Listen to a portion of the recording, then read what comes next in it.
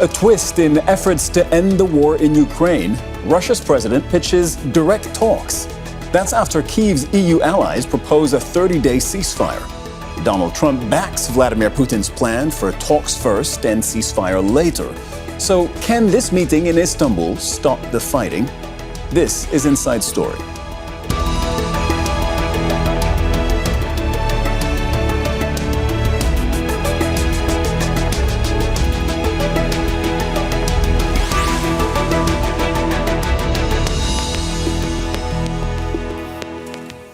Hello and welcome to the program. I'm Cyril Vanier. A glimmer of hope to end the more than 3-year war in Ukraine that has killed thousands of civilians and hundreds of thousands of soldiers. President Volodymyr Zelensky has agreed to attend a meeting proposed by Vladimir Putin in Istanbul on Thursday, as long as the Russian president is there in person. Putin wants the talks to first discuss the root causes of the conflict and deal with ceasefire negotiations later. His plan is also supported by U.S. President Donald Trump, who says the meeting will help Ukraine's allies, that means the U.S. and European powers, decide whether a ceasefire is possible and also the future of their war efforts against Russia's invasion. Is the Russian leader trying to deflect growing Western pressure to agree to a 30-day unconditional ceasefire or face massive sanctions?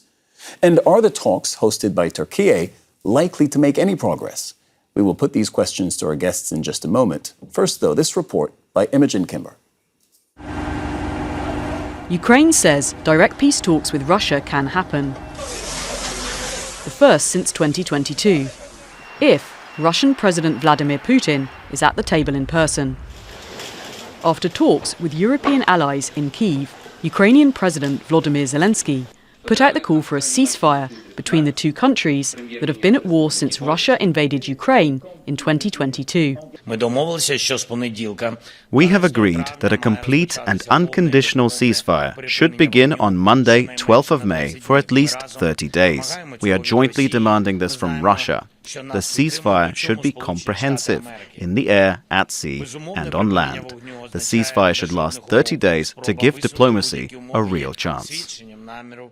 Zelensky has the backing of France, Germany, the UK and Poland, who went to Kyiv in a public show of support.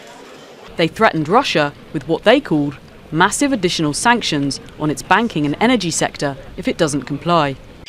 But Putin insisted on peace talks first, ceasefire second. Despite everything, we propose the Kyiv authorities resume the negotiations they interrupted at the end of 2022, to resume direct negotiations, and I emphasize, without any preconditions. We propose to begin without delay on Thursday, the 15th of May, in Istanbul, where they were held earlier and where they were interrupted. He added Russia wants to eliminate the root causes of the conflict, and a ceasefire could be agreed during the negotiations. Zelensky soon responded. I will be in Turkiye this Thursday, 15th of May, and I'm expecting Putin in Turkiye personally. I hope this time Putin will not look for reasons why he can't do something. We are ready to talk to end the war. Thursday, Turkiye. President Trump supported it. All leaders support it. US President Donald Trump supported the call for a meeting and ceasefire, posting on Twitter. The US is the biggest single funder of Ukraine's war effort at a cost of billions of dollars. But since coming to power for a second time, President Trump has threatened to stop military funding for Ukraine, alarming NATO allies in Europe and triggering a rallying of support for President Zelensky. Putin says for a lasting peace, Ukraine must relinquish its ambitions to join NATO, and about a fifth of Ukrainian territory should become Russian. That's something Zelensky has previously said he will not do. For now, all eyes are on Istanbul to see whether Putin will show up and what will happen next in the biggest conflict in Europe since World War II. Imogen Kimber, Al Jazeera for Inside Story.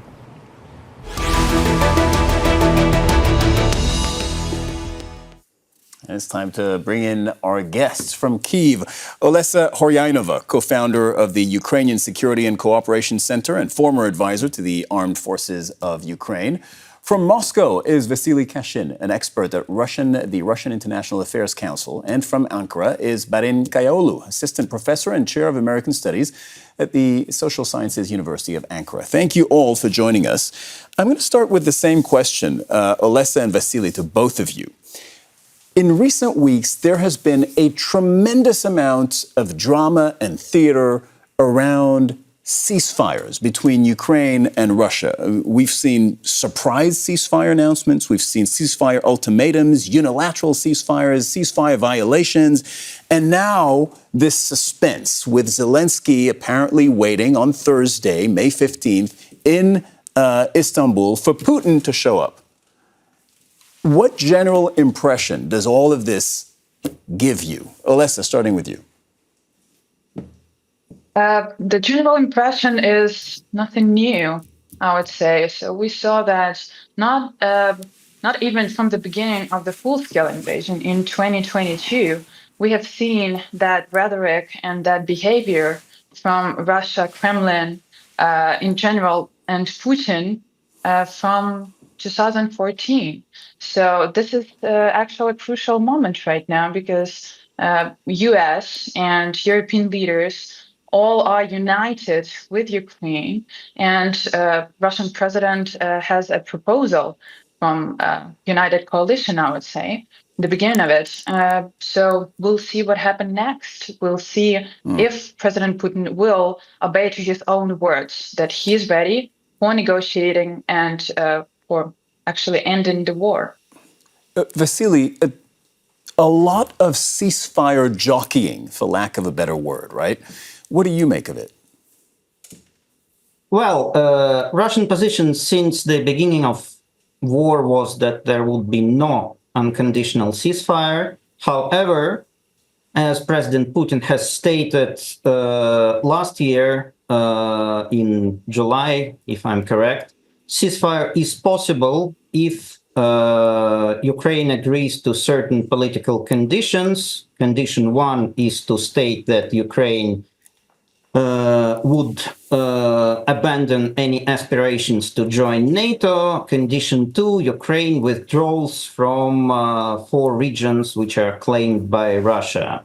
Basically, as far as I understand, the most important part are political conditions for Russia.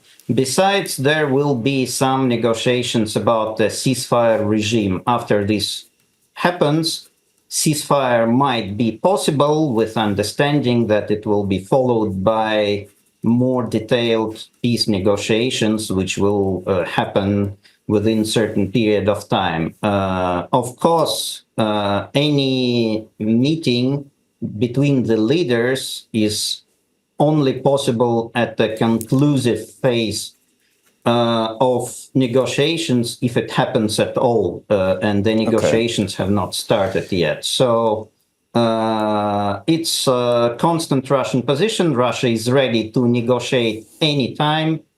Negotiations could start at any moment. In fact, it was Ukrainian side which forbade itself. It was decreed by President Zelensky to forbid any negotiations with Russia. However, these negotiations will but there could be negotiations between Russia and Ukraine. There could be negotiations between the two countries, even if it's not at a leader level. And now the point you just raised is somewhat moot, since Zelensky in the last 36 hours has said, I will personally be in Istanbul for these negotiations. But both sides, it seems like both sides are trying to corner each other into starting real talks or agreeing to a prolonged or to a ceasefire. Let me not say prolonged, because they seem to have competing interests there. But they do seem to be trying to corner each other into this. Absolutely. And if one would think of this as a game of poker, clearly someone is bluffing, and I believe the two parties are trying to see which side is bluffing and who has cards and whatnot, to use the analogy from that momentous meeting between U.S. President Donald Trump and Ukrainian President Volodymyr Zelensky. Now, of course, I believe the reason why, I can go into the reasons for why the two sides may be bluffing or trying to call each other's bluff to see if they're bluffing.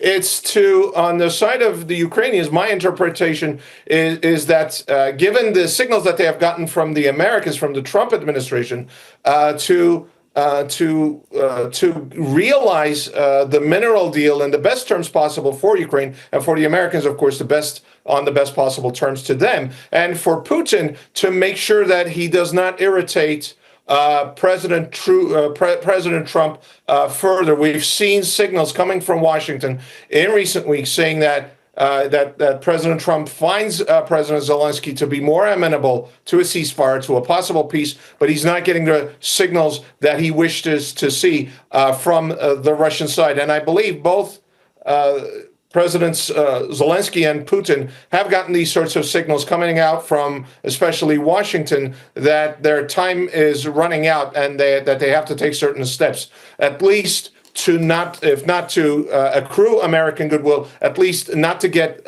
President Trump's personal ill will.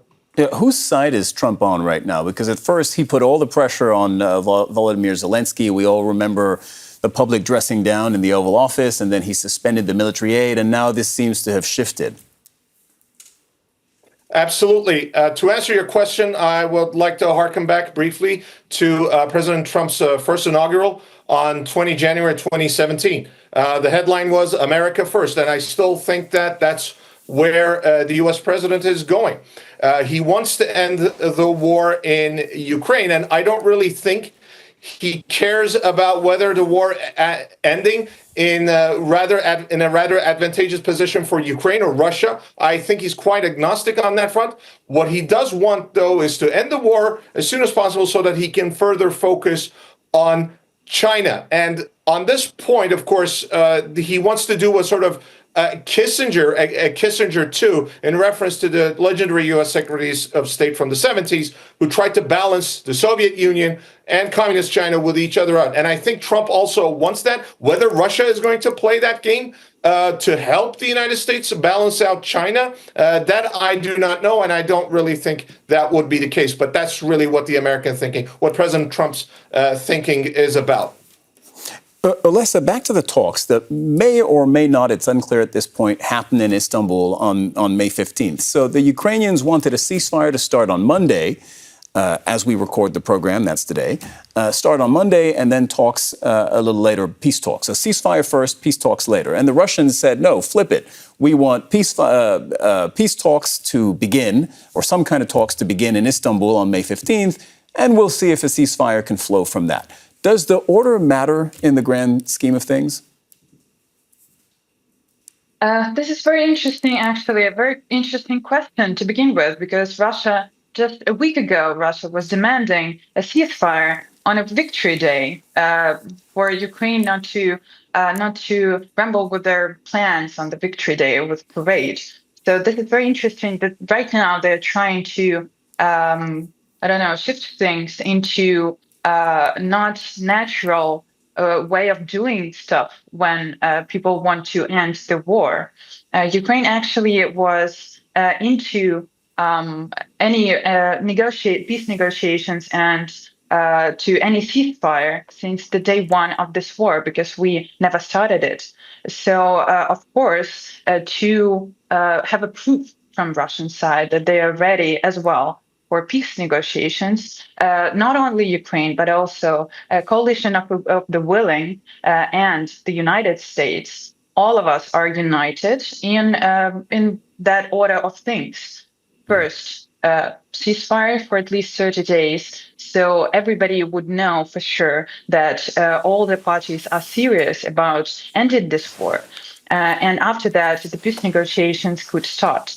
Of course. Olesa, can I jump in for a second? Because you say everybody's united on the order of things. Actually, Donald Trump posted on Truth Social, have the meeting now.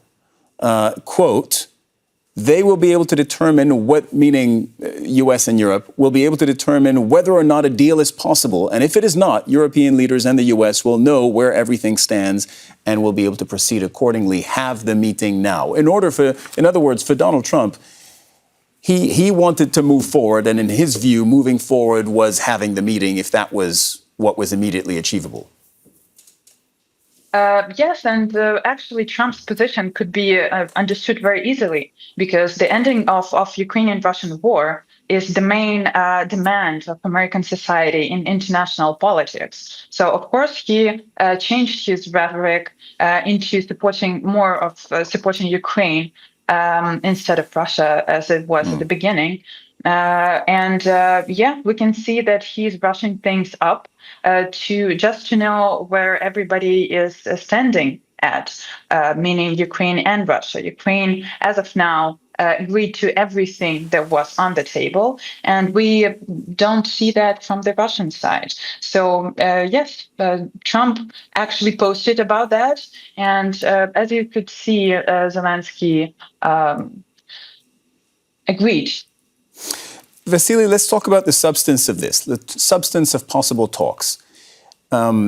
The Kremlin is forever saying that they want to address the root causes. These two words matter, they're important. And just signaling this to our viewers, if you, now that you've heard them, if you listen for them, you'll hear them always coming out of the Kremlin. Root causes. What does that mean for the Kremlin?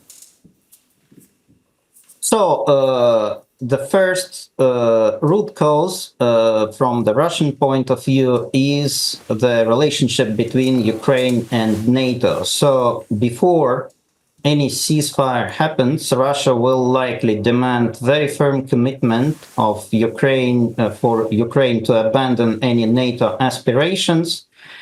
Russia will insist on accepting the fact that there will be certain limits for Ukrainian security relations with the West, and Russia will insist on certain guarantees concerning the new territorial realities. For ceasefire, that will be important, and then there will be subsequent negotiations, which will be based on the substance of negotiations on Istanbul agreements, which were conducted in 2022, but failed because of British and Biden administration involvement into this Vasily, matters. can I ask you to pause? You will definitely get to finish your point, but you mentioned Istanbul. This is something that's also very important, and I want to make sure our viewers are on board with this, so we need a little bit of context for this. So to understand Vladimir Putin's talks first and ceasefire later proposal, let's look at what he proposed weeks into the war. This was back in 2022. So through the Istanbul communique, that's what it's known, the Russian president did not want Ukraine to get membership of NATO, nor military help from any foreign power. So it would get no outside military support, in essence. He wanted a substantial reduction of the strength of Ukraine's army, navy, and air force, so shrink Ukraine's military power. And Russia also demanded that Ukraine give away territories that it had seized, that Russia had seized, and that Ukraine lift sanctions it had imposed on Moscow. And finally, Putin insisted that Russia should be the guarantor, or at least one of the guarantors, of Ukraine's security against any external aggression. But Vasily, back to you. When the war started, this is what Russia wanted in exchange for ending the war. And you were just making the point that Ukraine didn't agree because it felt that it was a surrender, and Volodymyr Zelensky, right up until a few months ago, said this would have been a surrender. Please continue your point. Well, I should correct some details. First of all, according to original Istanbul agreement, Ukraine would not lose additional territory. Russia would keep Crimea and the territory it controlled in Donbass, but under original Istanbul agreement, Russia would withdraw from Kherson and Zaporozhye regions and other regions where Russia had its forces at that time. This is first. So if we had original Istanbul agreements, Ukraine would keep all this territory. Second, according to the original Istanbul agreement, Ukraine would have a number of guarantors of security, including the United States. In fact, the agreements included very strong guarantees for the Ukrainian security, similar to those which are in NATO charter. But Ukraine would the guarantors, correct me if I'm wrong, forbidden, the guarantors would be the permanent members of the UN Security Council, including with their veto power, which meant that Russia would have been able to veto any defense of Ukraine. which obviously was unacceptable to Ukraine. That was likely to be dropped during the final stages of negotiations, which were concluded. There were some points in Istanbul agreements which were not finalized that included this very point and the exact ceilings for the Ukrainian military that was unfulfilled. But there was an agreement that there would be some ceilings. And actually, the Americans themselves considered the guarantees to be very strong. One of the arguments in the US against the original Istanbul agreement was that US was not actually willing to provide the Ukrainians with these kind of security guarantees. And that was one of the reasons mentioned by some American politicians why they decided to destroy the whole thing. Of course, I want to make sure I get Barin and Olesa in on this. Barin, is this still pretty much the framework that we're talking about when we mention peace talks between Ukraine and Russia? Because both the US and the Kremlin have said that this they consider their starting point. That is my reading, and it should be mentioned here. The segment earlier really summarized, I think, what the April 2022 Istanbul, the draft of the Istanbul deal at the time was going to look like. But I should also mention that a lot of the points there, to me, now I wouldn't speak on behalf of Ukrainians, and here I will definitely defer to Olesa, but they really are taking a huge chunk out of, never mind Ukrainian territory, that's obvious, but Ukrainian sovereignty. Sovereignty is about, the people of a country deciding their own fate. I can understand the NATO aspect of it from a Russian point of view, but, and here I have to joggle my memory, but there was also wording, if I am mistaken, I apologize to you and our viewers, that there was also going to be some roadblocks towards Ukrainian membership in the European Union, which, if we remember, was what started all of this back in 2014 with the EU-Ukraine Association Agreement, the Maidan and the subsequent Russian occupation of Crimea and everything else that happened in Donbass leading up to the start of the war in February 2022. So yes, that's going to be the wording. I'm not sure how palatable and acceptable that would be for the Ukrainian side, and what sort of compromises that there are going to be on both sides, and how my country, Turkiye, can facilitate that. So, Olesa, how does Ukraine look at this? Because this, a side note to our viewers, the reason there's fuzziness around the Istanbul deal is because that deal was never achieved. Those talks at the time were pretty much secret. And so now we're getting this information, over time, information has percolated and has been shared through the media. And that's why there's some uncertainty. But remember, this was never agreed. So there was horse trading, there was negotiation, there was back and forth. Nonetheless, we have the broad structure. And what Russia wanted was for Ukraine to be a neutral state, no NATO, a shrunk army, accept a significant loss of territory. Zelensky said this was a surrender. He said this as early as late as December. Does Ukraine consider this, like Russia and the US, a starting point for negotiations? I don't believe that US is considering it as a starting point. US is just wants to see a starting point in the negotiations itself. But as of the previous Istanbul talks back in 2022, of course, it would be considered at the time and still by Ukrainian society as complete surrender. And most importantly, our president and our government would not go for it, because they have a full mandate of Ukrainian people to go and to take negotiations on the end of this war and on any other questions. The trust is unprecedented towards our President Volodymyr Zelensky, because he has been fighting as a lion to defend our interest. But Olesa, a lot has changed, and I'm so sorry to interrupt. I'll let you get back to your point. A lot has changed since April 2022, right? April 2022, we're a few months into the war. Now we're into the fourth year of the war. Hundreds of thousands of soldiers have been killed on both sides, thousands of civilians. Ukraine is not in a position to regain the territory that has been lost to Russia. And so the passage of time and where we are in the war, you would expect would change possibly both countries' bargaining positions. Of course, it's been a long time since the beginning of the full-scale invasion, and positions changed a bit. But as I remember, at the first Istanbul talks, Russia was demanding for Ukraine not to have, as you said, big military force, not to have any help from Western allies. Not to be banned as another NATO member in the future, and none of this happened. Ukraine now is one of the biggest European military forces.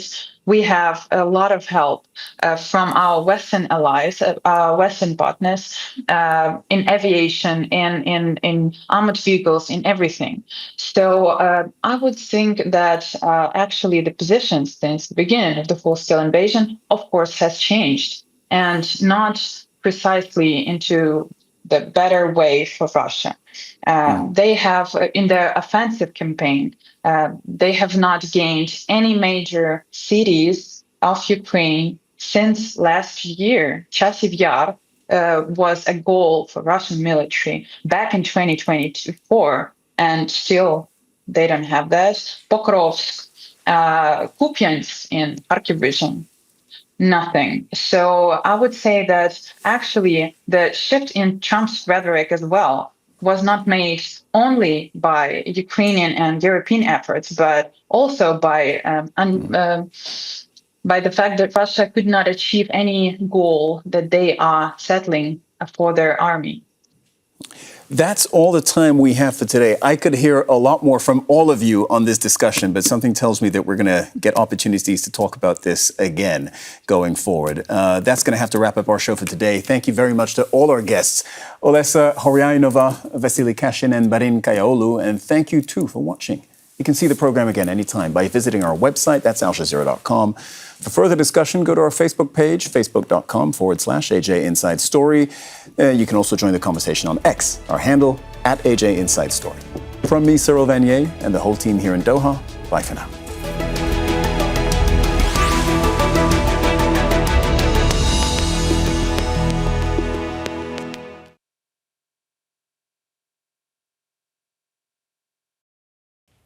Make sure to subscribe to our channel to get the latest news from Al Jazeera.